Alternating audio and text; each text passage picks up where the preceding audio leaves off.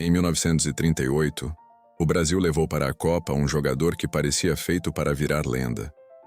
O nome dele era Leônidas da Silva.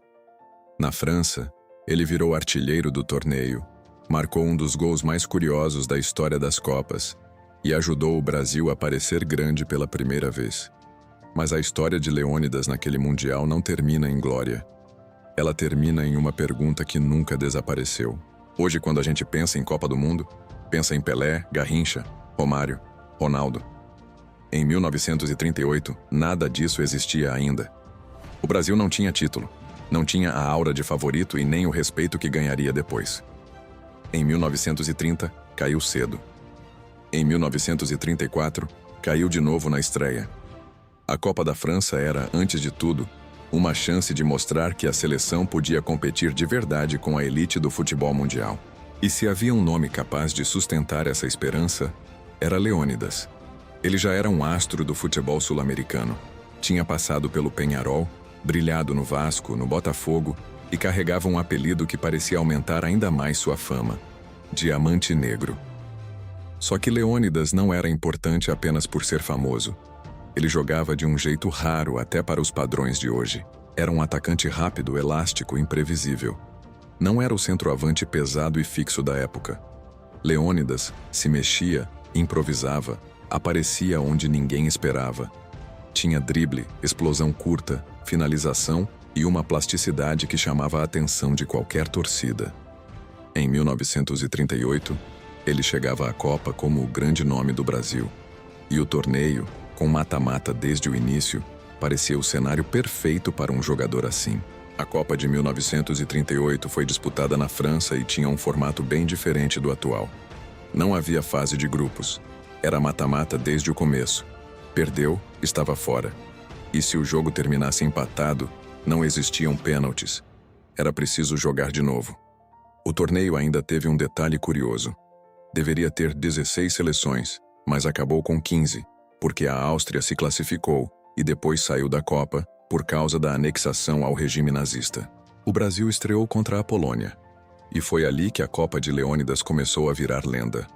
O jogo terminou 6-5 para o Brasil, depois da prorrogação, em uma das partidas mais malucas da história dos mundiais. Chovia muito, o gramado estava pesado, o jogo virou um caos de ataques, viradas e cansaço. E no meio daquele caos, Leônidas apareceu como o personagem principal. Leônidas marcou 3 gols contra os poloneses. Do outro lado, Ernest Wilimowski fez 4, e mesmo assim, saiu derrotado. Só esse placar já seria suficiente para eternizar a partida. Mas o jogo guardava um episódio ainda mais estranho.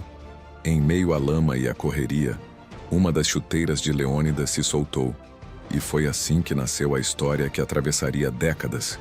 A do brasileiro que marcou um gol praticamente descalço em uma Copa do Mundo. As versões mudam um pouco com o tempo. Em algumas, a chuteira arrebenta. Em outras, fica presa no gramado encharcado. Mas a essência da história é a mesma. No meio do jogo mais caótico da Copa, o maior craque brasileiro marcou sem uma das chuteiras e transformou um lance improvável em parte da memória do futebol mundial. E tem mais. Foi também contra a Polônia que o Brasil usou camisa azul em Copa do Mundo pela primeira vez. Depois da Polônia, o Brasil enfrentou a Tchecoslováquia, vice-campeã mundial em 1934. E a Copa de Leônidas mudou de tom. Se a estreia parecia aventura, as quartas de final viraram batalha. O primeiro jogo terminou 1-1 e ficou conhecido como a Batalha de Bordeaux. Foi uma partida duríssima, cheia de faltas, expulsões e jogadores machucados. Como não havia pênaltis, Brasil e Tchecoslováquia precisaram jogar de novo. No desempate, o Brasil venceu por 2-1. E Leônidas voltou a ser decisivo. Esse ponto é importante porque corrige uma impressão comum sobre a Copa de 1938. Às vezes parece que Leônidas ficou restrito ao folclore do gol descalço e ao 6-5 contra a Polônia. Não foi isso. Ele marcou na estreia, marcou contra os tchecos, marcou no desempate e conduziu o Brasil até a semifinal. Foi ali que Leônidas deixou de ser apenas o melhor jogador do Brasil, para virar o rosto de uma mudança maior. Até então, A seleção passava pelas Copas sem deixar uma marca duradoura. Em 1938, isso mudou. O Brasil eliminou a Polônia num jogo histórico, sobreviveu a 2 confrontos brutais contra a Tchecoslováquia e chegou entre os 4 melhores do mundo. Pela primeira vez, o Brasil parecia uma seleção realmente perigosa, e o grande símbolo dessa transformação era Leônidas. No fim da Copa, ele terminaria como artilheiro do torneio. Hoje, a FIFA registra 7 gols. Durante muito tempo, porém, muita gente repetiu no Brasil que ele havia feito 8. A polêmica existe até hoje, mas não muda o principal. Em 1938, Leônidas se tornou o primeiro brasileiro a liderar a artilharia de uma Copa do Mundo e o primeiro grande nome do Brasil em um Mundial. Na semifinal, o adversário era a Itália, atual campeã do mundo. Era o jogo mais importante da história do Brasil até aquele momento. E foi justamente nessa partida que aconteceu a decisão mais polêmica da campanha. Leônidas ficou fora. A versão mais conhecida diz que o técnico Ademar Pimenta resolveu poupá-lo pensando na final. A estratégia, porém, não funcionou. Sem seu maior craque, o Brasil perdeu por 2-1. A partida também ficou marcada pelo pênalti de Domingos da Guia, origem da expressão domingada. Mas a pergunta permanece até hoje. O que teria acontecido se Leônidas estivesse em campo? Na disputa pelo 3º lugar, ele voltou, marcou 2 gols na vitória sobre a Suécia por 4-2 e terminou o torneio como artilheiro. Mais do que os números, Leônidas mudou a imagem do futebol brasileiro diante do mundo.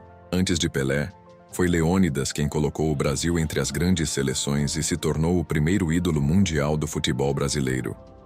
Artilheiro, decisivo e admirado em todo o mundo, ele abriu caminho para a tradição que faria do Brasil o maior vencedor das Copas. Se essa história te surpreendeu, curta, comente e siga o Brasil Esquecido para mais histórias fascinantes.